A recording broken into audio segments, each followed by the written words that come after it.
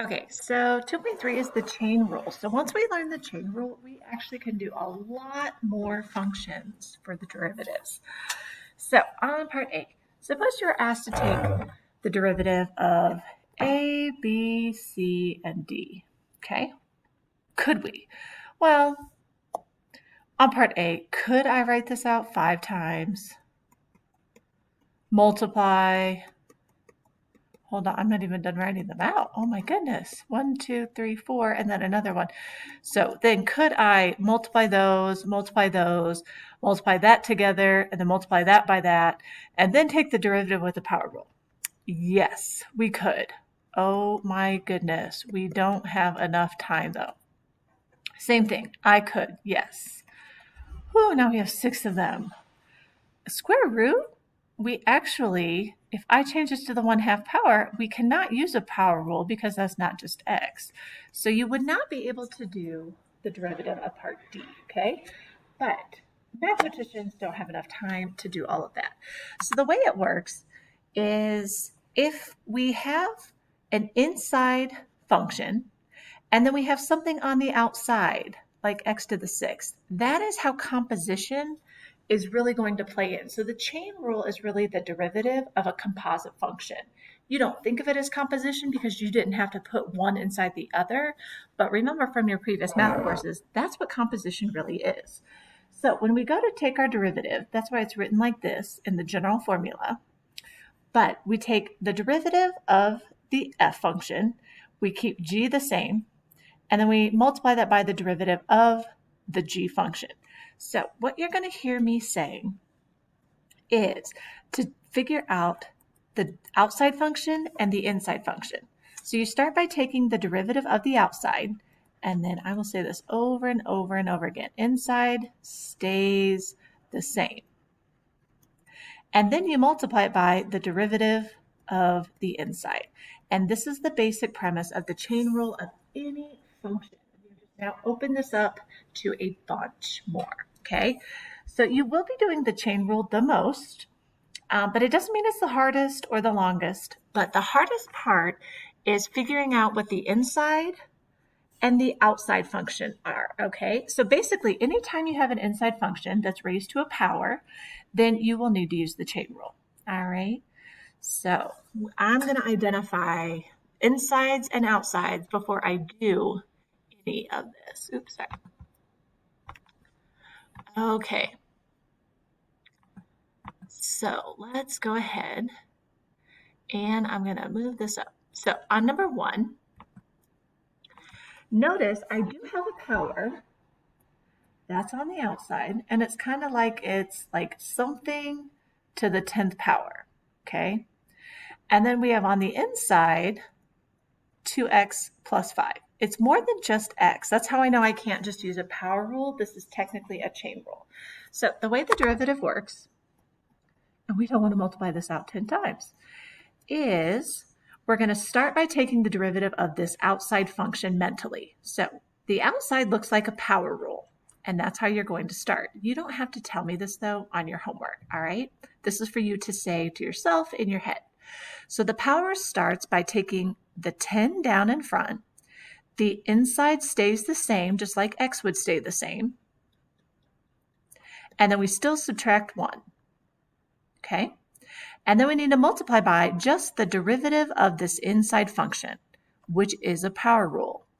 So bring that power down. And if we subtract 1, that x goes away. 5, that derivative is 0. So 2 is the derivative of that inside, okay? Now, the way it works is everything should stay in factored form, so the only thing we can combine are the 2 and the 10. So we do. And that just saved you a bunch of time, okay? All right, so let's try another one. So let's look at F. Now on F, you have 2 choices. You could do a quotient rule with a chain, so low D high minus high D low all over low squared, or we still want to try to do the power rule when we can. So I'm going to rewrite this with the negative power. And then it kind of looks like example 1. So on the outside, we have a power rule, and on the inside, we just have a linear function.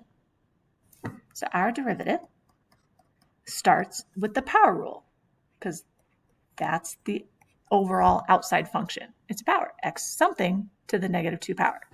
So we bring that negative 2. The inside stays the same, and we subtract 1. Okay? Then I multiply by just the derivative of this inside, which it's a line, but its slope or derivative would be 2. The x goes away, and the 5 goes to nothing. And then once again, clean that up. If this is a negative power, we can write it down. Just be flexible. I'm okay if you don't. All right. So let's.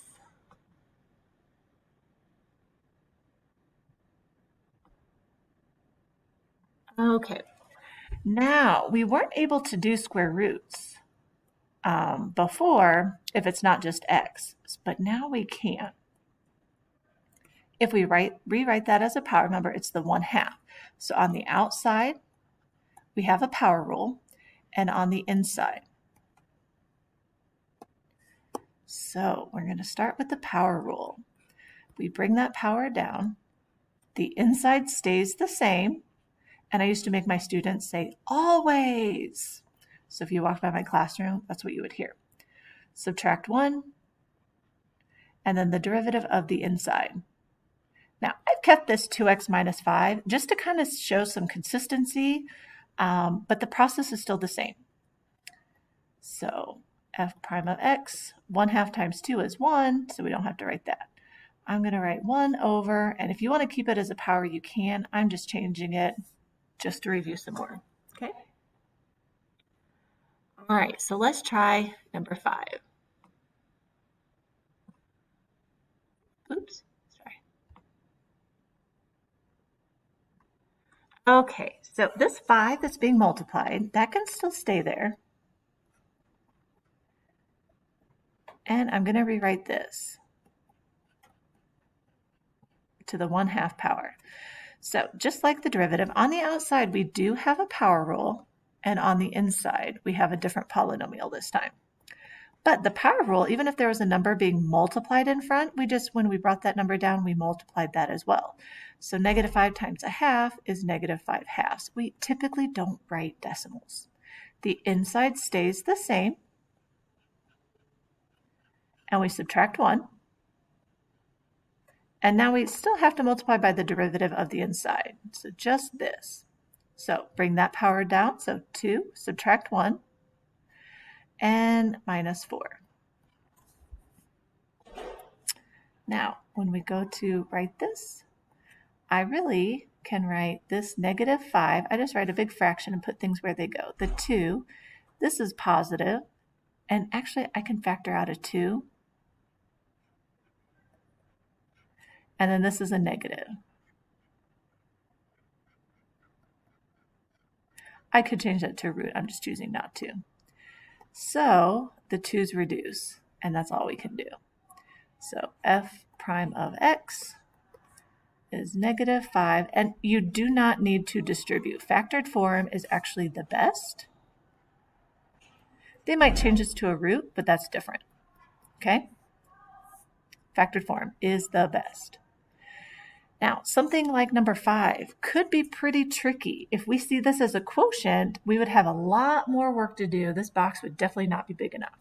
But since you don't have a variable on the numerator, you can rewrite this. Okay, that's really the key. There's no letter or variable in the numerator. Okay, if there was, you would not be allowed to do this. You'd have to use the product rule, and we really avoid that product rule when you can. Remember, since that's a 4th root, it's 1 over 4th power, and that was negative since it was in a denominator. Okay, so our derivative on the outside is a power rule, and until you learn other functions, that is what you're going to be doing with the chain rule. So -2 times -1/4 is 1/2. The inside stays the same. Subtract 1, and the derivative of 6x minus 1. So clean that up. 1/2 times 6 is 3, and then this is going to go down. Okay. in general, once you apply the derivative rules, you have to decide if it can be simplified or not. On an AP test, this would be multiple choice. So, all right. Okay, so now that we know the chain rule, we are going to do some more complicated functions. Okay, so factored form is your friend. On number 6, well, because this is to the 4th power, remember we cannot distribute that x squared. So that's a variable, that's a function. And this is 2. So we have to start with the product rule, okay? Because overall we have a product. We don't have something inside each other. Overall we have 2 functions being multiplied. So remember that's 1d2 plus 2d1. And this would be a question now where you can't avoid the product rule because no one's going to have enough time to multiply all that out. And your answer is going to be in factor form, so that's not even going to help you. So our derivative is 1. I'm going to write it above. And then d2. So when I go to take the derivative of this, that's a chain rule, okay? We have the inside and we have the outside. So we're going to start with the power rule. The 4, its inside stays the same, and we subtract 1. And then we have to go back and do the derivative of that inside, which is 2. That is all d2 plus 2. I just rewrite it. And then the derivative of 1. So 2d1. Well, x squared is 2x. Now, whenever you use the product rule, the nice thing is you want to look at common factors. That's your technique. So, I see what they have in common. Well, I can take out a 2, I can take out an x, and I can take out 3 of these. Okay? So what's left? If I take that out and I take out one of those x's and I take out 3 of those, I'm left with 4x plus. I'm going to take out the 2, take out the x, and take out 3 of those. 2x minus 3. Okay? So then my derivative, I get 2x minus 3. And then this is 6x minus 3. Now, that might be the multiple choice answer, and usually it is, except right now I can factor out a 3. So that 3 is going to multiply. So the best answer that you'll probably see on multiple choice is this. Now, is that a lot of math? For sure. Okay. All right, example 7. These are actually my favorite. I don't know if they're students' favorites, but I love these problems. Okay, so we have an inside, which is a quotient, and we have an outside, which is a power rule. Okay, so we always start by taking the derivative of the outside. So we're going to start with the power rule. So that 5 comes down. This whole inside stays the same. See, I don't change my words. And I subtract 1. Now, when I go to do the derivative of the inside, that's a quotient rule. Okay, so I've got low d high minus high. I need more space. Hold on. There we go. D low all over low squared. Now, is that a lot? For sure. That's actually what I think is fun. Okay, so what we're going to do is clean this up. Remember, we only clean up the numerator. So what I'm going to do is I'm going to leave this 5. And remember, if this is the 4th, I can separate that. So I'm going to do that. And eventually you won't have to do this, but remember, I'm still reviewing. The bottom we want to leave in factored form. You never multiply that out. But I do need to clean this up. So I've got 4x plus 2. And remember, this negative That's what I want to distribute, is a negative 2. So negative 4x plus 2. Okay? Which, just by coincidence, those cancel. And so we are left with, I'm sorry, one big fraction, a 5, 4 of these. I've got 2 plus 2 is 4. Numbers being multiplied. And then I actually have 6 of these. And really the only thing I can do is put that as a 20. So I'm going to cheat and I'm going to say 20 just to save time. Okay. All right. Let's do example 8.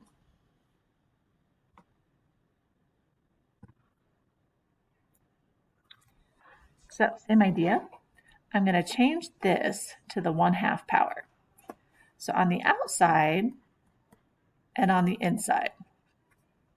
It's going to look very similar to the last one, but this one is a little harder because of the root. So our derivative starts with the power rule. The 1/2, the inside stays the same. See, I don't have a root here. I just have those functions. And I subtract 1. Now, the derivative of the inside is a quotient rule. So low,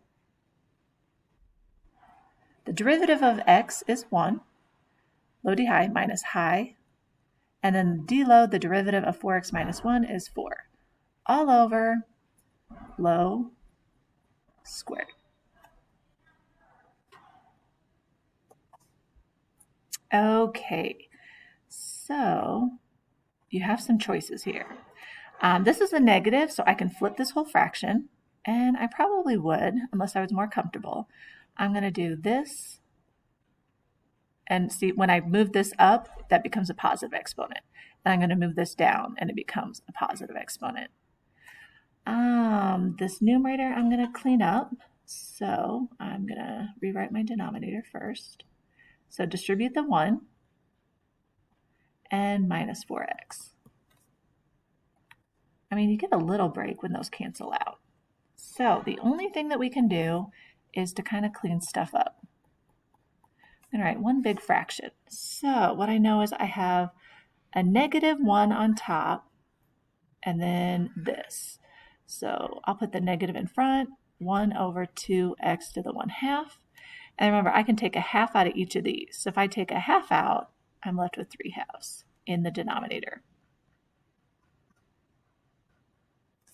Okay, that was a lot. All right, the last one for this video is example number 9. You have some choices. Since this is a negative, you can bring it down. Nothing's going to factor and reduce though, or I can leave this as a product rule. It's completely your choice. I probably would rewrite it. So if this is going to come down, I'm going to have that as x squared minus 4, and then that's cubed. So I would actually, since they're both cubed, I would write it like this. Now, there's other options. I think this is going to be the fastest one because then this looks like example number 7. Okay, so play with some things. Sometimes you can rewrite it. If that was a 5th power, this would be a totally different problem. I'd probably do a quotient rule or I would do the product rule. So our derivative, we can start by the outside is a power rule. So the 3, the inside stays the same, and subtract 1. Then the derivative of the inside is a quotient rule. So low d high minus high d low all over low squared.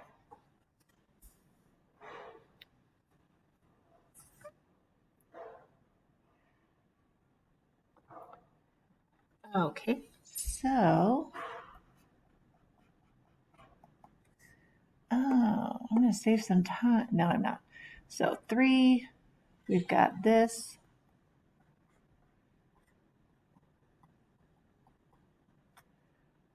I've got this.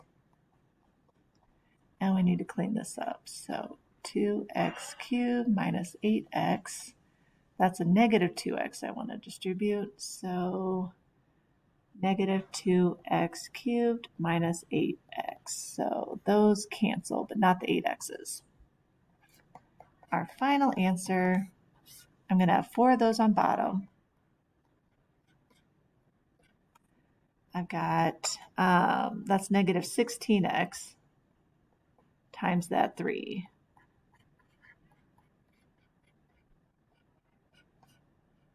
Okay. All right.